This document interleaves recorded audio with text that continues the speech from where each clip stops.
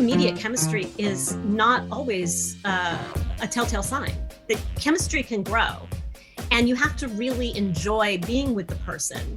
And if you're just not attracted to them and you can't ever see being attracted to them, that's one thing. But if you're like, yeah, they're really nice, I really enjoy being with them, I'll try a second date. I don't feel the chemistry, but I'll try a second date. And I used to have this thing where it was like a 3-date rule. You go on a date with someone that you like for 3 dates, and if you still don't feel a chemistry, then done. You're listening to Sex with Emily. I'm Dr. Emily, and I'm here to help you prioritize your pleasure and liberate the conversation around sex. Sexual fantasies, what are they all about? Well, they give us a window into what we need. Maybe it's a type of touch, a type of power, or even a type of person. But what if you're one of those people who's like, I don't know how to fantasize, Emily. I don't have any fantasies. Well, today's episode is here to help you. Because listen, having a rich fantasy life is part of being sexually healthy overall. It's important. I'm joined by sex educator and author of Curvy Girl SexElle Chase. We talk about cultivating your erotic daydreams, what your fantasies say about your desire style, and how to turn a common fantasy into a reality, finding a friends with benefits. Do a lot of you have that fantasy? It's way more common these days. Plus, we take your questions. How to respond to a partner who desperately wants to watch you have sex with another, but you're not so into it. What to say to a partner who thinks butts are gross. How to talk about your kink to a new partner, and so much more. Please rate and review Sex with Emily wherever you listen to the show. It helps get the show out to more people, and it just takes you a few seconds to do it. You can just do it right now. Look at your phone, look at your app that you're listening to this on, and review us. We so appreciate it. You can also find me on Instagram, YouTube, TikTok, Twitter, or X, and Facebook. All the places. It's all at Sex with Emily. Check out my new articles, How to Master Sex in the Water and How to Have an A-Spot Orgasm. Those are up at sexwithemily.com. And don't forget to sign up for my text messages. You can find the link in the show notes. All right, everyone, enjoy this episode.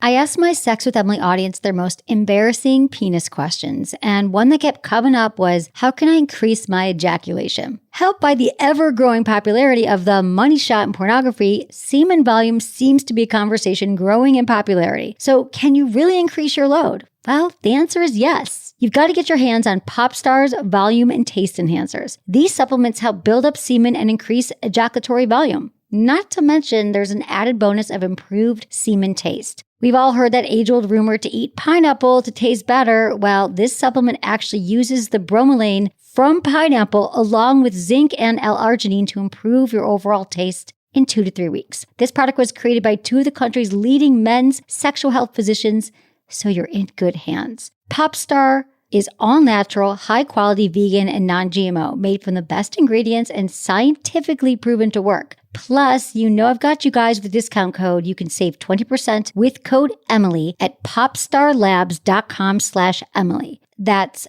popstarlabs.com/Emily. popstarlabs.com/Emily. Use code Emily at checkout. By now, you've probably heard my magic wand story. It's a brand that's been part of my personal journey for more than 20 years. But no matter how many times I sing Magic Wand's praises, I'll never be able to fully capture the story of this incredible brand. Well, now journalist and author Kate Sloan just completed a limited audio series documenting the history and impact that Magic Wand has created over the last 56 years. It's called Making Magic. And the series chronicles Magic Wand's incredible brand story through interviews with nearly 40 experts, performers, business owners, educators, and fans. So I got a sneak preview of this series, and what I loved is that Kate weaves together snippets from all their interviews into this amazing story arc. She covers Magic Wand's journey from appliance store massager to its legendary influence on culture and sexual independence, and it's all just fascinating. The first episodes of Making Magic are available now at makingmagicseries.com or on all popular podcast platforms. Just search for Making Magic or visit makingmagicseries.com today.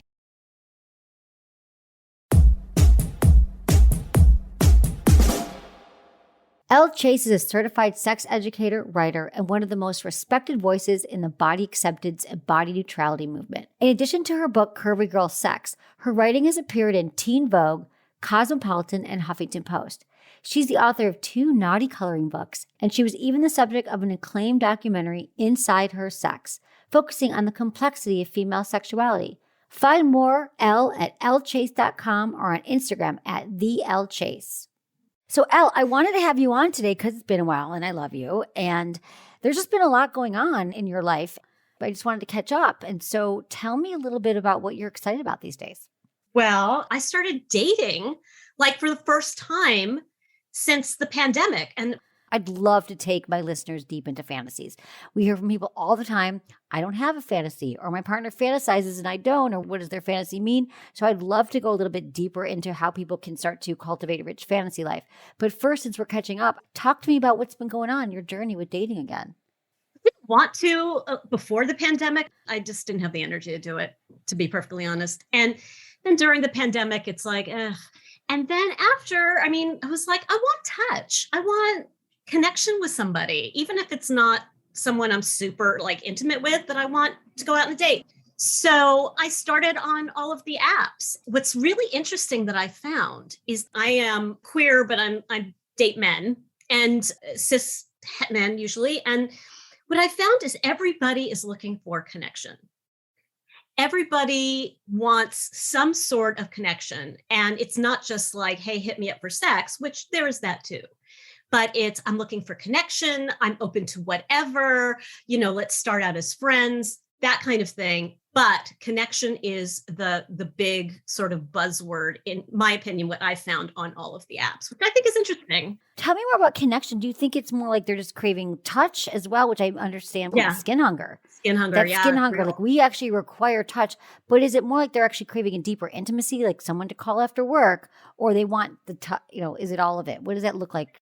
I think it is both of those things. I think they crave touch, and that is what I was craving.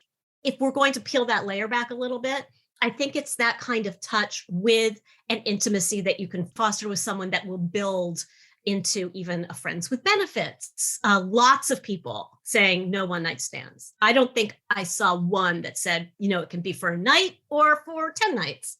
No one wants a one night stand.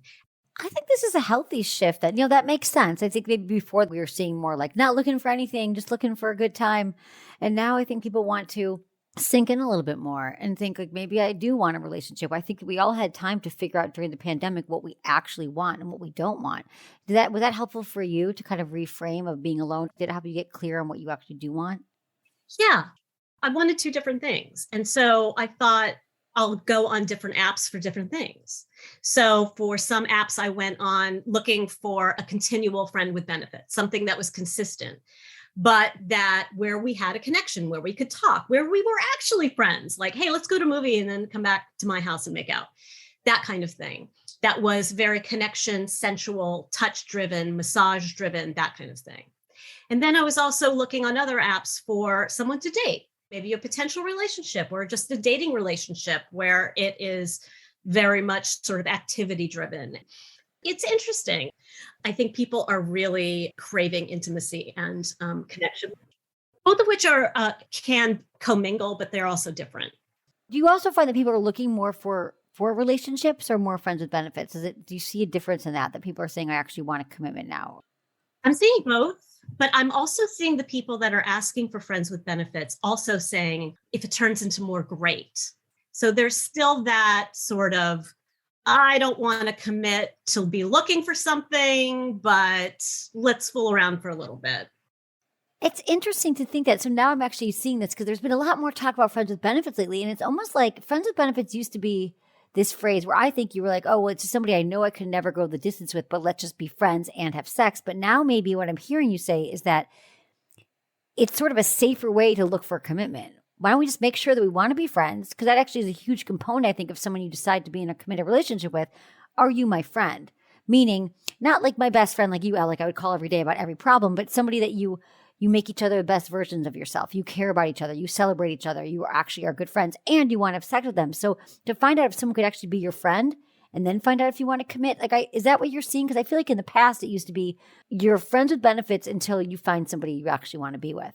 I think there's a little bit of both. I think the component missing between friends with benefits and dating is the romance component in the middle.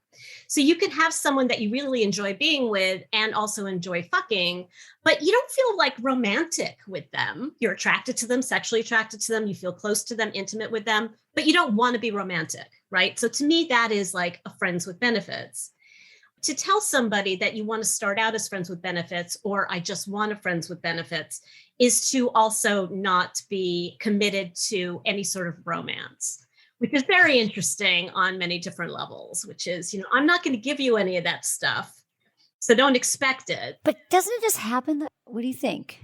You hope it happens. I mean, I think the best advice I got during this time, because my brain tends to immediately go towards, oh gosh, 0 to 60, like, oh, I'm attracted, we're getting together, we have good sex, I like them, gee, what's it going to be like, next year during the holidays? And someone said to me recently, having immediate chemistry is not always a telltale sign that chemistry can grow, and you have to really enjoy being with the person. And if you're just not attracted to them and you can't ever see being attracted to them, that's one thing. But if you're like, yeah, they're really nice, I really enjoy being with them, I'll try a second date. I don't feel the chemistry, but I'll try a second date. And I used to have this thing where it was like a 3-date rule. You go on a date with someone that you like for 3 dates. And if you still don't feel a chemistry, then okay, done. Didn't your mother say like the person you get on your 3rd date? My mom says the issues you have on your 3rd date, you have forever. I think that's pretty true. Like, I feel like go on 2 to 3 dates with someone and you'll know. I think after 1 date, if you're not sure, go on a second. But are you saying that that's not your case? Is that still what you do? 3 dates? That's what I'm trying to do. I think when I've gone out with people that I didn't have immediate chemistry with, but what I wanted to see again, I've been like, oh, okay. And I've been clearer on whether I wanted a romantic relationship or just a friendship with that person. I love that these options are available in the apps, that you can actually get more specific. Yeah. Okay. So you've just gotten very clear. You're like a clear vessel.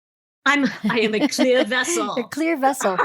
Not a Scientologist, but I am a clear vessel. No judgment. I mean, we have a bunch of questions to answer, and some of them are about fantasy, but tell me more about this. First of all, there's a great book by Justin Lehmiller called Tell Me What You Want. We did a great show with him. He goes into, he's like, he's amazing. Yeah, it was a great show.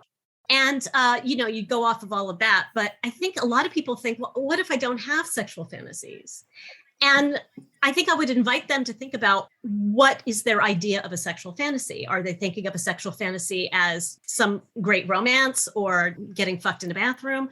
Maybe you're fantasizing, you don't even realize it. Maybe you're thinking about a past romance dalliance that you had that was really enjoyable. Or maybe you're thinking about what you're going to wear on your date with your partner and how it will look on you, and then how the feeling is going to be. And you have to expand your idea of what a fantasy can be, because really all it is it's an erotic daydream, and an erotic is subjective. This is fascinating. So walk me through it then, if you don't mind. I mean, I hear what you're saying, because I do feel like I was someone who had to really work on fantasies. I remember taking my somatic sex therapy class, and there was people in it who were like, I am Mother Earth, and I'm in the ground. I'm one with the earth, and there's like a whole forest of fairies, and they're having sex with me, and I become one, and the trees come out of my vulva. And I'm like, I just really want to make out somewhere and down in the desert and have someone, you know what I mean? Like, I'm not fantasizing that I'm one with Earth. I'm the same way. Like, I never thought I fantasized. And then when I really sort of looked at it, I'm like, oh yeah, I do. Like, I always had to figure out what I was wearing first in the fantasy before I could fantasize. So I never thought I fantasized. I'm like, I can only get as far as my shoes. And then that's it. That's it for me.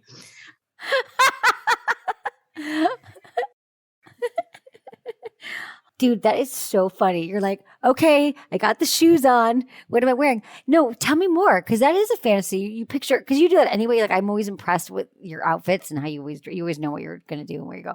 But okay, tell me more about this. It's amazing. For me, for example, I'm what they call an aesthete. I like my aesthetics. I like everything around me to look a certain way. A friend of mine the other day said my house is very well curated. So I like to curate everything. So I couldn't start a fantasy until I knew what I was wearing and what my surroundings were. And then by then I was bored and asleep.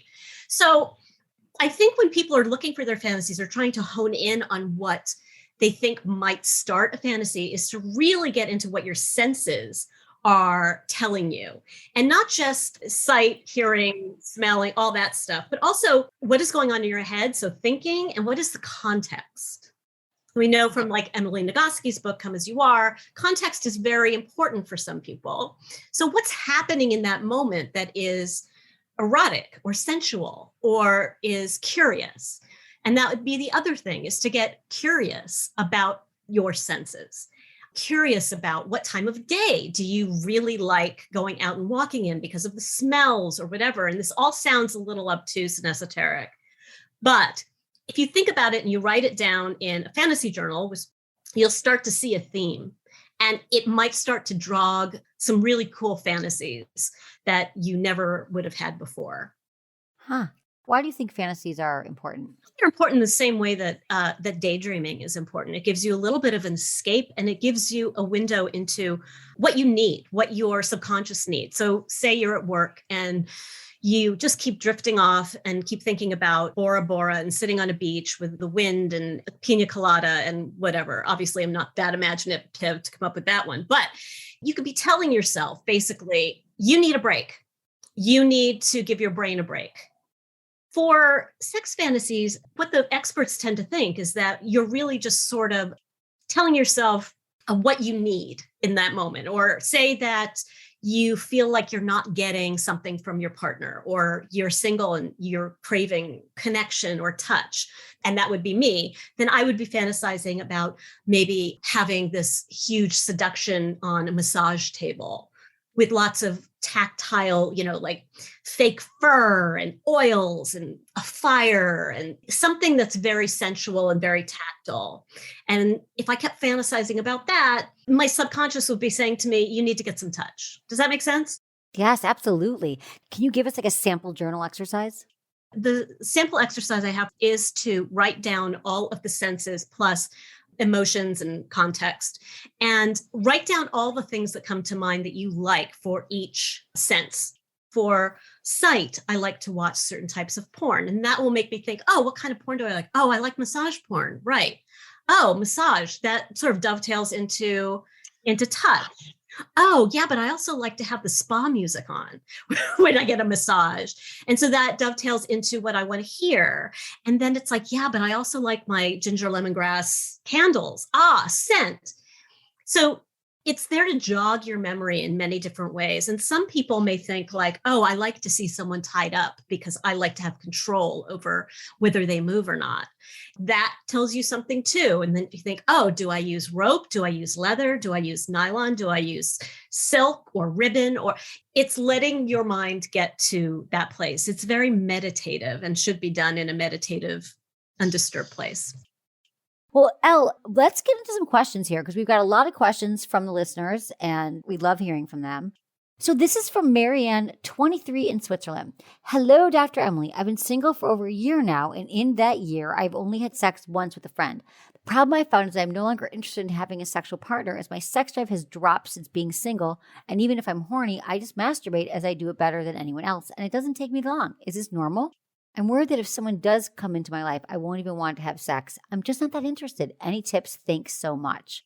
What I would say here is, first off, we have to understand, and the reason I want to answer this, Elle, is because like women's sex drive, there's so many factors. It's so multifaceted. It's so complicated. It could be stress, anxiety. It could be depression. It could be worry. And I think understanding our sex drive, it's so complex. You brought up Emily Nagoski's book, Come As You Are, which is a great book for so many women to read about understanding our sex drive and our desire, the biological components of desire. And it's not just about, well, we're talking about fantasies, erotic fantasies and daydreams are helpful, but I mean, I don't think she should. She's 23 years old. Her sex drive is going to come back. I love that she's masturbating. What do you think here, Elle? Changing sex drive is normal. It waxes and wanes, and it changes throughout our lives, and even when we're not even realizing it. And it's possible that when someone comes along that she vibes with, she'll find that she wants to have partnered sex. And if she doesn't, that's normal too. I mean, there's no one way to do a sex life, but I wouldn't stress about it. Just follow whatever you want to do right now. And if you meet someone that you are wanting to partner with, or in a romantic way, see how it goes. I have a feeling that she'll want to knock boots with whoever she vibes with. Well, I love what you said about you'll meet that person and you're going to want to have sex with them. Like that just sort of happens. You hear this all the time. People were married for a long time or they're in a relationship, like the sex was bad. I never wanted to have sex again. And then lo and behold, they get separate from that partner and then they realize it comes back. I know that she's not dating anyone, but I just think that there's a way that she could just honor that right now. She's taking time for herself. That's okay. And when you're in the right place at the right time and you're feeling healthy, like you'll meet someone and the sex drive does wax and wane. Not only like throughout our lifetimes, but throughout our month, throughout the week. Minute to minute. Like I was horny and at lunch and now it's dinner and I'm hungry. I think too, if she doesn't feel like she wants to have penetrative sex and she just wants to have hand sex with somebody, or maybe she just wants to be romantic with somebody and masturbate next to them, you just never know what you're going to be in the mood for. And that's why she shouldn't worry. Whatever she is doing is what she should be doing. Yeah, Elle, that makes a lot of sense. I'd love to also normalize that sex isn't just about penetration. You know, we've been saying this for years, but I really feel like in my recent experiences, and I don't know if you've seen this in your dalliances, that mutual masturbation is not just like a one-off thing. Like sometimes you're like penetration, the fact that we've centered sex so much on penetration, which for the majority of vulva owners is not even what we want, I get off, you get off, I get you off, you get me off. Like it's, to me, that's sex. That's delightful and it's easier. Oh, I got to tell you, Emily, I've had sex recently with somebody and we've had penetrative sex, but really that's like nothing. We really just please each other. And it is so hot and so connective and so intimate and way more interesting than penetrative sex for me. And I think that if we open our brains up a little bit more to that as a possibility of what that main event is, I think we could be a little bit more sexually satisfied. Yeah, that's exactly what we're trying to do here. I think you're so right. Let's open up our minds to the possibility that penetration is just one item on the menu and that your sex could be explorative. And I love that you're finding someone who's just pleasuring all the hot spots and not having to think about it. It's so boring after a while. Anyway, let's take an email from Kira, 35 in North Carolina. Hey, Dr. Emily, I sometimes listen to your podcast and read some of your articles, more specifically the ones my husband sends me. I just want to side on here. A lot of couples listen to the show together. They share insights. I think it can be really helpful. Not every couple realizes how important therapy is yet. I think every couple needs it at some point, but it can be a great starting point to listen together or check out the site. Anyway, it's very obvious that he has a higher sex drive than I do, and we have different blueprints as far as our sexual preferences.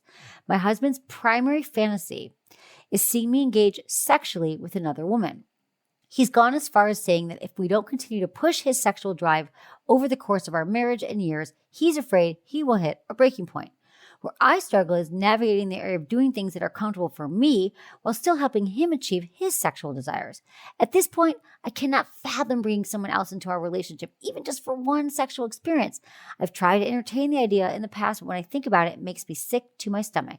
I get anxious at the thought of me interacting sexually with anyone, male or female. How can we continue to navigate forward if this is a strong desire of his, but it's not something I'm comfortable with? I don't feel I should be forced into a sexual situation that's out of my comfort zone, but yet he's basically implying that someday it's going to cause a problem between us. Help me understand where boundaries should lie and how far you should go to try and please your partner, despite how it may end up making you feel. So essentially, Kira, thank you for your question. Her husband's interested in watching her have sex with another woman.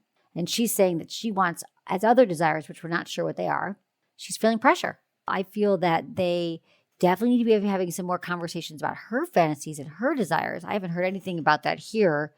And I would say to him, tell me more about this fantasy. She has to be curious. She has to be light and not judgmental, which I get that that's a fantasy that could really trigger you.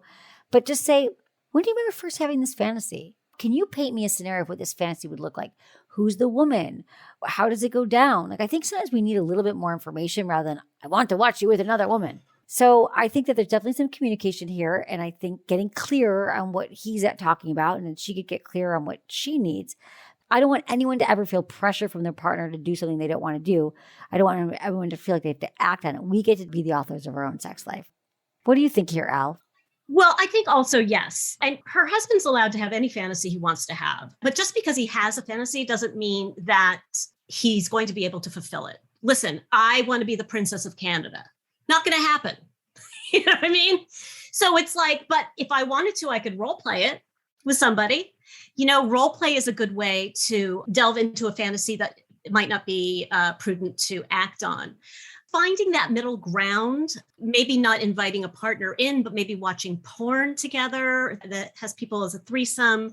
Maybe it's fantasizing together, dirty talk together in bed. But my concern is that he was talking about he doesn't know what's going to happen if he can't satisfy this fantasy. And to me, that is a relationship issue. That is something you need to see a therapist about. That feels to me like, I need you to do this or else. And that feels manipulative and it feels unhealthy. It feels like he's trying to get you to do something for him that you don't want to do. And I'm not about that. So I think it'd be a great idea just to have a couple of sessions under your belt about what that means. Yep. Really good point. That's a really good point. I'm a huge fan of therapy. I think that every couple can benefit from therapy at some point in their life. I'm not a fan of the ultimatums and the threats. And if you're in a relationship right now where you're feeling that from your partner, I think that's also important to look at and say, oh yeah, this is not, I don't have to do this. There's no sex police. I don't have to do whatever my partner wants me to do. I feel like, Kira, also, if you take a look into your relationship, I have a hunch that maybe there's other areas of their relationship where he might be putting out these ultimatums, that there might be other ways, like this probably touched in the bedroom. Like, if you don't do this, then, I'm not going to pay for the, mortgage or something. So let's just look at that manipulative behavior that you pointed out, Elle, and see if there's other traits of that. And again, a reason why therapy would be so excellent for you both, Kira. Thanks for your email, Kira. We appreciate it, and let us know how it goes. We'll be right back after a short break, but first, I gotta tell you about Via. Did you know the summer months are when people are having the most sex, whether it's a steamy vacation hookup or just time to sneak away while the kids are home on summer break? Well, more sex means more opportunities for pleasure. And that's why I want to recommend to you all Via's THC gummies to truly take your sex life up a notch. The gummies can deepen your sensory experiences and enhance pleasure to make sex that much better. You've heard me talking about Via for a while now, and I just love them. They literally have a gummy for every single occasion, whether it's your sleep or for mood or for focus. They even have an aphrodisiac gummy called High Love, and that boosts arousal levels. It really works. I give these to everybody. Like, if we've met, I've probably given you these gummies. High Love has a unique blend of cannabinoids and aphrodisiac exotic herbs, which are known for their libido enhancing effects, and they work on all genders. So not to worry, this is going to turn everyone on. I'll just take one of these delicious strawberry flavored gummies and it kicks right in around 30 minutes or so. And then you just feel more in your body, more ready for pleasure. You're just not worried about the day anymore. And Via is a trusted company that uses premium hemp and natural ingredients. Their products are made in the US and they offer quick and discreet shipping to all 50 states, so everyone can enjoy them and they're also affordable. Head over to viahemp.com, use code Emily at checkout to save 15% off your order. That's VIIAHEMP.com. Use code Emily at checkout for 15% off your order, or just click the link in the show notes.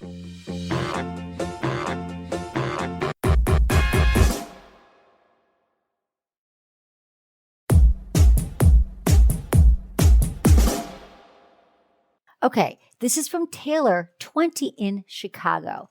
Hey, Dr. Emily, just wondering if you have any fun tips on how to get your man aroused and turned on in a long-distance relationship. We have a pretty active sex life whenever we're together. Obviously, after months of not seeing each other, we're both horny. But I was wondering if you have any tips on phone sex and sexy long-distance relationships. Any advice? It's greatly appreciated. It's such a good time to be in a long-distance relationship since smartphones and sex toys that are Bluetooth enabled. Like, I don't know what people did 25 years ago before the smartphone. I guess you would actually talk on the phone and you have a lot of phone sex.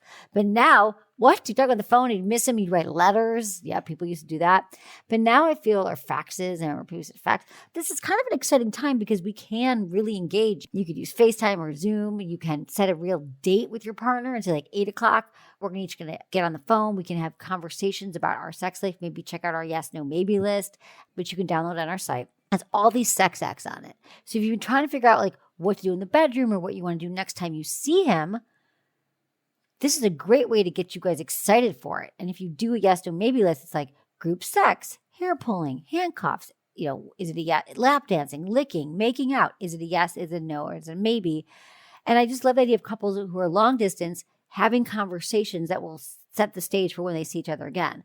But also, you can watch porn together. You can, Elle, give me some of your long distance sexy tips. I like talking to your partner, telling them what you would make them do to you. Ooh. And what you would do to them if you were there. Direct. Give me more about that. What, I feel like you're good at this. You're good at the texting and the talking. Like, thank you. Yeah, like how do you, like if I was there right now, give me some. I was there right now. Where are you? Oh, I'm in the hotel room laying down on the bed. Okay. If I were there, I would come in and I'd be wearing this, and then I'd walk over to you and I'd start to always know what you're wearing. I got to know what I'm wearing, man. And I'd be wearing this agent provocateur little outfit, and I come in, and then you can tell your partner what you would do to them, how you know they like to be touched, and then really get into the minutia of touching that person. So if you're going to touch their hand, you can say, I'm going to take my right hand, I'm going to touch your hand, and I'm going to go up and down from the knuckle to the top knuckle to the bottom knuckle to in between the fingers. Like, get as detailed as possible. And when you are doing this FaceTime, or you can even say to them, put your finger where I'm going to be touching you, and put your finger on your middle knuckle and have it go down all the way to your wrist, and then turn around your wrist. Like, really direct your own sort of porn as if you were there. Ask them to describe what they want you to do. I'd want you to come and sit on my face. Really? Okay. Well, so if I came and I sat on your face, I would come over and I'd be wearing this. And then I would straddle, and there are all those different ways you can just sort of describe, get into the description. And again, the senses, what are you seeing? What are you hearing? All those things bring someone's imagination right into it with you, and with your voice. It can be really, really erotic. And they could do this on Zoom or on FaceTime. They can talk about it. She could send it in text on the phone. She could be right now, I'm looking at you lay down on the bed. She could even dress up too. You could even dress up in those things that you want to wear next time you see him. Like, I'm going to wear this next time we see each other. I think that couples think that like you go right into the sex. You're like, oh, I don't know if I could ever do that. It's like, no, it's just like any kind of sex. You don't go from right into the sex. You don't show up naked, like undress each other. Yeah. To be perfectly honest, if you don't want to masturbate on camera with your partner, if that's embarrassing, that isn't also the definition of like video sex or phone sex. You can literally just talk to each other about what you want to do to each other the next time you see each other. It doesn't even have to be that visual. I grew up in a time back in the olden days when you would call like a 900 number, and there would be like a 60-second little story about what someone wants to do to you, and you would masturbate to it and then hang up. It'd be like $2.99. And I got in trouble for putting that in the phone bill when I was a kid. So at any rate, it's enough to hear it. It's enough to start the imagination going, because the imagination is where it all starts happening anyway. Oh, it's so true. It's so active. The imagination is where this magic happens. You get to create it together. Describing what you want to do, setting the groundwork. So I love the idea of setting a date one night. Maybe they're drinking a glass of wine, or they're each having a meal, but they could do something like the yes, no, maybe that gets couples talking. They could even share some memorable times they've had sex, fantasize together. And then you could also both mutually masturbate together. Remember, you don't have to show your genitals. You can just show your face, or you can just show your genitals and not your face if you're uncomfortable with that. And also there's some great toys. WeVibe makes a lot of toys. Your partner can actually control it on video from wherever you are. A lot of the WeVibe toys have access or through the phone. Those are some great tips. Thank you. Thanks, Taylor. Hot sex in your future. This is from Steve, 31 in Los Angeles. Hi, Dr. Emily. I enjoy your podcast and find your product recommendations useful. I've always had a thing for watching women get their hair cut off. I've had this as far back as I can remember, going back to pre-adolescence. I have no desire to cut a woman's hair myself, and actually don't like women with short hair. I just like watching. Never said it was logical. I know this is not that unusual, as there are dozens of websites that cater to this. Never told anyone about this till my mid-20s. I decided to go to a sex therapist, and she said, nothing wrong with it. It's harmless. I should enjoy it. She also gave me tips for bringing it up to a partner. So I brought it up to a partner, and I thought it was thoughtful, and I thought I did it in a no obligation way. But then she woke up in the morning and said she wasn't into it and was afraid that she'd wake up one day with a shaved head. I tried to explain to her that that wasn't how it works, and it was over. Then I went to another sex therapist. Look at him. He's really trying. No kidding. I went to another sex therapist who gave me better advice through role playing. So then I found myself in another relationship, brought it up. She seemed okay.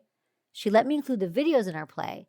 But after a couple of weeks, she said she couldn't process it. She wanted me to be attracted to her and not the videos. So essentially he has it sounds like it might be a fetish which means it's a requirement for him to be aroused for watching a woman get her hair cut, and that is what turns him on.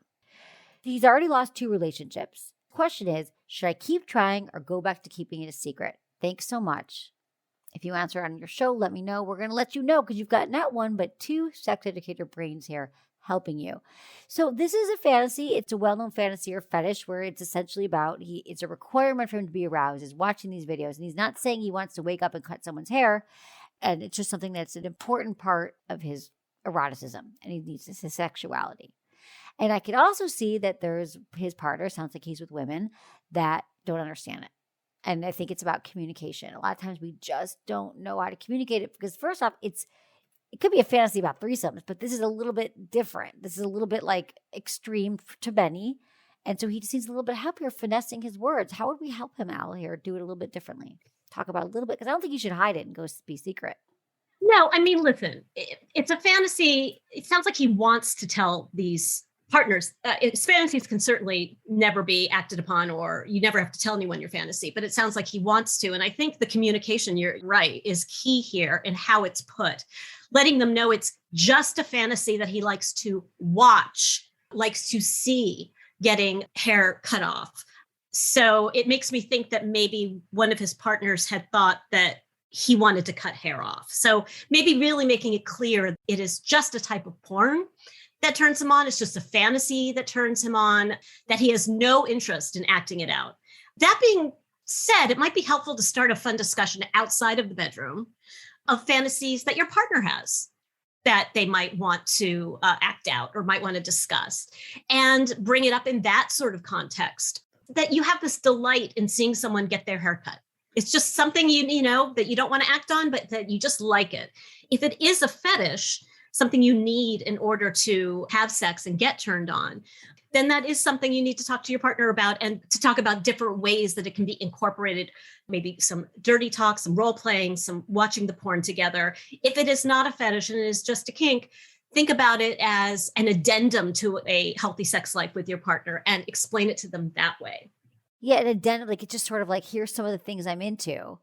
What are you into? And maybe they could download your fantasy program and we could figure out what his partner's fantasies are. Because the truth is, Steve, if you find a partner, which you will, that also feels that her fantasies are being prioritized and understood and maybe developed if she doesn't have fantasies, she'll feel just as engaged. She'll be like, okay, I get it. Now it's time for your fantasy. Let's watch your stuff.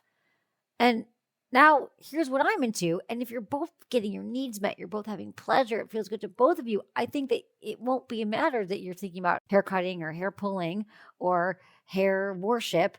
Whatever it is, it won't matter as long as you're both deeply and equally engaged in being turned on and getting your needs met. And showing your partner too that you're also there for them. Here you are divulging this really private part of yourself. You're being intimate with them and showing them a part of you that you don't show everyone, but that you want to be there for them in that context as well. And then also, like when dating, this would be a good thing to bring up, not in full, but just bring up, I have some unusual kinks, so that you know that you're dating someone that is kink friendly or fetish friendly, someone who is at least going to respond to you in a way that is accepting, even if they don't want to partake in it. I love what you said there, because now what I'm picturing is he's just trying to get this off his chest. He's saying, I got to talk to you. I have this fantasy. Here's the videos. Are you down? But a way to kind of pull back on that is say, you know what? I found that in the relationships I'm in that are successful, or maybe I just want to explore being more open about what I'm into sexually. Is that something you're into? I realized in my past relationships when I didn't do that, it wasn't helpful. And then you start top level. Ask them, what are they into? What turns them on? You could share some things that you're into, and you don't have to lead with the hair cutting. Maybe there's other things you're interested in too. I really get off on eye contact. I get off knowing what your fantasies are. I mean, I've been with lovers who are like, I get turned on when you're turned on, Emily. Tell me what your turn-ons are. Like, that's really hot to have a partner that's engaged. So again, maybe you start with more top level than going right into, this is what I need. I'm telling you what I need. Will you love me? Will you accept me? Because I need to watch videos of cutting hair. No, let's have it be a larger conversation, and then vet people that you're with. Listen, Elle does this too. We would not be with someone at this point in our lives, Elle, you can agree that is not into talking about sex. It's just a deal breaker. Or open about it. Open, curious, sex positive, exploratory. I could not even date. No, I wouldn't go on one date with someone. I know you don't always know that and you can't always figure it out, but I would find pretty quickly they might not go out with sex educators. Who knows? But at this point, we get to be our own. We get to vet people because they probably wouldn't come through our door if they knew what we did. That's a big thing. This is a big part of his life. He's seen 2 sex therapists or a sex therapist about it. That is something you put in your profile. Not that you like to watch haircutting videos, but like kink positive, sex positive, open-minded, the keywords for the people that you want to attract to you. And so when you go out with them, I don't tell anybody I'm a sex educator for a while because it usually brings up a bunch of stuff. Then when I do, I can see how they react to it. And if they're like, oh boy, I bet you get a lot of action. Like, Right. See ya, goodbye. So you know who you're getting, is what I'm saying. Exactly. I love this, Elle. I love this. Putting the things open-minded, curious, sex positive. Put that in your profile and see. And the people like turned off because like sex positive, what does that mean? Guess what, Steve? Not your people. Tori, 28 in Iowa. Hey, Dr. Emily, my boyfriend's really loving and attentive in bed. However, he always says he prefers the front half of me and looking at my face. At the beginning of the relationship, he didn't even like to spoon me and only wanted to snuggle face to face. I'm generally happy, but sometimes in the mood to have doggy style sex. He tries sometimes, but it isn't something he likes to do, so it doesn't go very well. He always says he thinks butts in general are gross and not hygienic. It makes me feel rejected. What should I do? Elle, this reminds me also of your book, Curvy Girl Sex. I'm sure that there might be some stuff here about that. Like, I feel like if someone told me they only like looking at my eyes or they like only looking at my elbow or my left breast or anything, I would feel not seen. I wouldn't feel whole. I'm hearing some red flags here, like just about him not accepting all of her. I'm going to validate here what Tori's feeling because I think that you probably don't feel seen. You would feel rejected and you probably don't feel as confident in being with him. It's not kind. Yeah.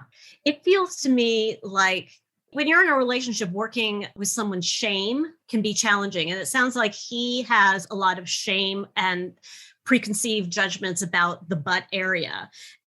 I just want her to realize that it's not a her problem. This is his shame problem. It sounds like his issue with butts is general. But maybe you can explain to him how you feel about it. Just like, this is just a part of the human body, and this is a part of who I am. Also, we're always having sex and doing stuff with our partners. And sometimes we like things more than others. And listen, I like some positions better than others. And maybe my partner likes something that I don't like as much, but I do it because it makes them happy. And you know what? It's still all together. It's sex. It's good. It's fun, right?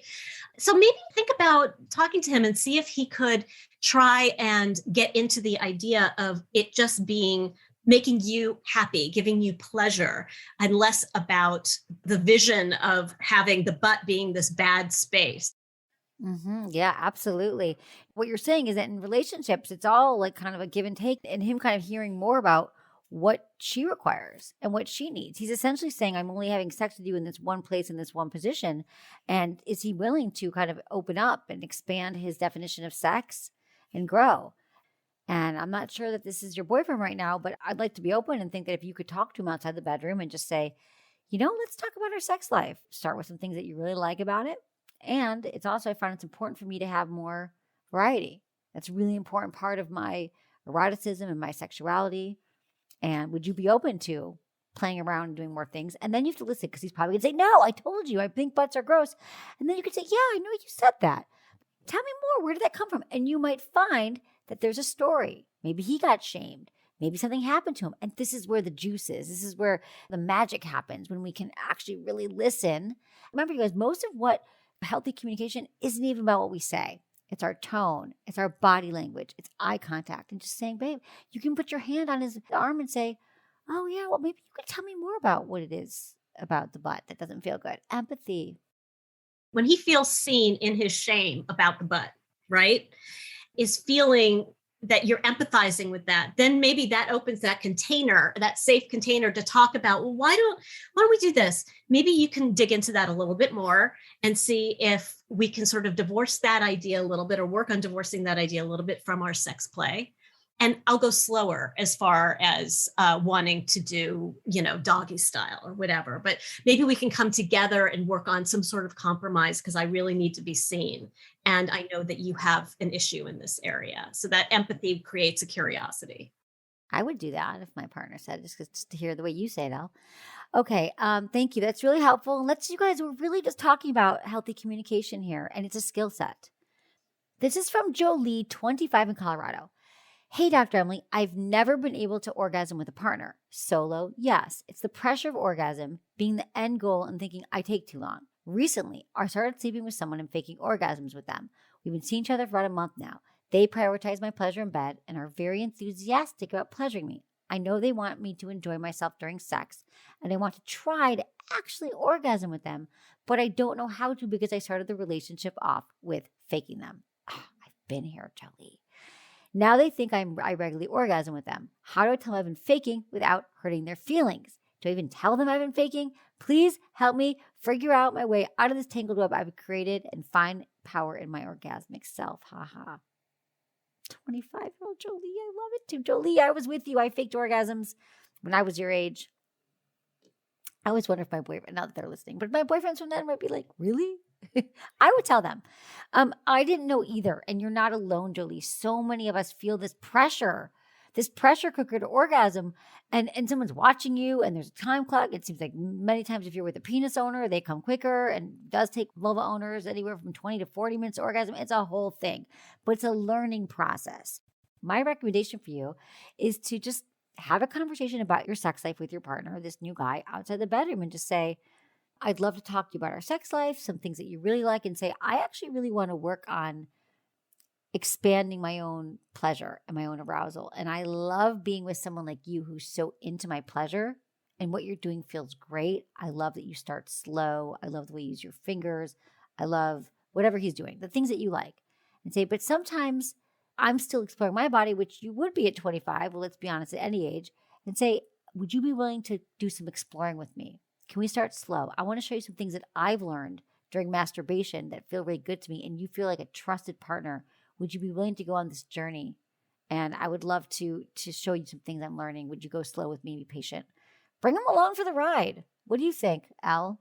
Yeah, that's basically exactly what I was going to say. It sounds like you have a partner that really wants you to be pleasured. And also, sometimes there are people that can orgasm in many different ways. And so you can also say to your partner, listen, sex with you never have to tell them that you've been faking it if you don't want to. Just if you don't want to tell them that, just don't. You can just not lie, but tell them that, you can come in many different ways and you want to try different ways. And the way that you've been coming lately is getting less interesting, and that through your own self-exploration, you've discovered other ways and other parts of your vulva and your vagina and your clitoris and whatever that you touched in different ways. And again, like you were saying, Emily, would you go on that journey with me? Would you help explore with me? You could even do mutual masturbation, ask him to watch you masturbate, to show him how you like to come in certain ways, either with your hands or with a toy, or actually maybe just say, I'm going to show you how I like to masturbate with my hands. And then will you put your fingers down there and do it with me? Put your fingers on top of my fingers and do it with me so I can show you what I like. And there's many different ways to do that. And I think I think what Emily said is a really good way to go about it. All partners want to please us. I mean, our good partners that we want to be with want to be good lovers to us. They want to figure out what we like. And so let's give them the benefit of the doubt here. So I think you got this one. Thank you so much, Elle Chase. I love having you here. I want to ask you the 5 quickie questions we ask all of our guests. Okay. I haven't asked you them in a while. They're very quick. Okay. Don't overthink. Okay, I'll try not to overthink them. Now I have to figure out what I'm wearing first. Okay. Okay, now I'm ready. Okay. These are quickies. All right. Biggest turn on. Communication. Biggest turn off. Hubris. What makes good sex? Vulnerability. Something you tell your younger self about sex and relationships. Relax. What's the number one thing you wish everyone knew about sex? Spit is not lube. I love you so much. Elle, where can people find you? What's going on? Tell me all the things. I'm on Instagram all the time. So the Elle Chase at Instagram. That's also my handle, all the other social medias, and ellechase.com. Thank you for being here, Elle. Thank you, Emily.